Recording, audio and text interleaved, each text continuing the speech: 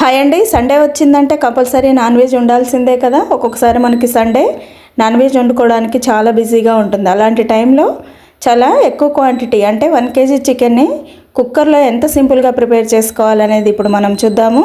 ముందుగా ఒక కుక్కర్ తీసుకొని అందులోకి 6-7 టేబుల్ స్పూన్ల ఆయిల్ వేసుకోవాలి. వేసుకొని ఒక 5 ఇలాచీ వేసుకోవాలి. 2 ఇంచుల దాల్చిన చెక్క వేసేసుకొని 5 లవంగాలు 2 బిర్యానీ ఆకులు వేసుకున్న తర్వాత 1 టీ స్పూన్ సాజీరా వేసుకోవాలి. వేసేసుకొని ఒక 2 పెద్ద సైజ్ ఆనియన్ని ఇలా సన్నగా తరిగి వేసుకున్న తర్వాత 4 పచ్చిమిర్చిని కూడా కట్ చేసుకొని వేసుకోవాలి. వేసుకొని ఇప్పుడు మీడియం ఫ్లేమ్లో పెట్టుకొని మంచిగా ఫ్రై చేసుకోవాలి. ఇలా కొంచెం ఫ్రై అయిన తర్వాత ఇందులోకి 4 కట్టల చిన్న మెంతి కూర కట్ చేసుకొని వేసుకోవాలి. వేసేసుకొని ఇప్పుడు దీన్ని కూడా కలుపుకున్న తర్వాత 1 టీ స్పూన్ పసుపు వేసుకోవాలి. వేసేసుకొని ఒకసారి కలుపుకున్న తర్వాత ఇప్పుడు మనం ఆల్రెడీ 1 అవర్ పాటు ఉప్పు నీళ్ళల్లో నానబెట్టుకున్న 1 kg చికెన్ని నీట్గా వాష్ చేసుకున్న తర్వాత జాలికి వేసుకొని ఒక ½ అవర్ అలా పెట్టేసేయాలి. పెట్టేసిన తర్వాత ఇప్పుడు ఈ చికెన్ని కుక్కర్లో వేసేసుకొని బాగా కలుపుకోవాలి. కుక్కర్లో వండుకునేటప్పుడు మనకి చికెన్ ముక్కలు అనేటివి కొంచెం పెద్దగా ఉండాలండి. అప్పుడే మనకి ఉడికినా కూడా చితకకుండా ఉంటాయి. ఇప్పుడు ఇలా కలుపుకున్న చికెన్లో 2 టీ స్పూన్ల సాల్ట్ వేసుకోవాలి. వేసేసుకొని మళ్ళీ ఒకసారి బాగా కలుపుకుంటే మనకి వాటర్ అనేది ఊరుతుంది. అప్పుడు మూత పెట్టుకొని ఇంకొంచెం సేపు ఉడికించుకోవాలి.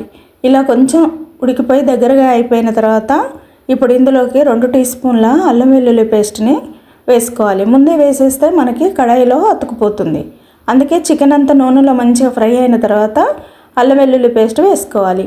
వేసేసుకొని మళ్ళీ ఒకసారి బాగా కలుపుకొని మూత పెట్టుకొని ఉడికించుకున్న తర్వాత పూర్తిగా దగ్గరగా అయిపోయి నూనె తేలినప్పుడు ఇప్పుడు 1 కప్పు టమాటో ముక్కలు వేసేసి కలుపుకొని ఇప్పుడు ఇందులోకి ఇంకొక కప్పు పుదీనాని వేసుకోవాలి. వేసేసుకొని కలుపుకున్న తర్వాత మూత పెట్టుకొని ఇంకొంచెం దగ్గరగా నూనె తేలే వరకు ఫ్రై చేసుకోవాలి. ఇలా మధ్య మధ్యలో కలుపుకుంటూ ఫ్రై చేసుకున్న తర్వాత ఇప్పుడు ఇందులోకి 2.5 టీ స్పూన్ల కారం వేసుకోవాలి. చూసి వేసుకోవాలండి. ఆల్రెడీ పచ్చిమిర్చి వేసాం కాబట్టి 2.5 టీ స్పూన్ల కారం వేసుకొని 1.5 టీ స్పూన్ ధనియాల పొడి వేసుకోవాలి.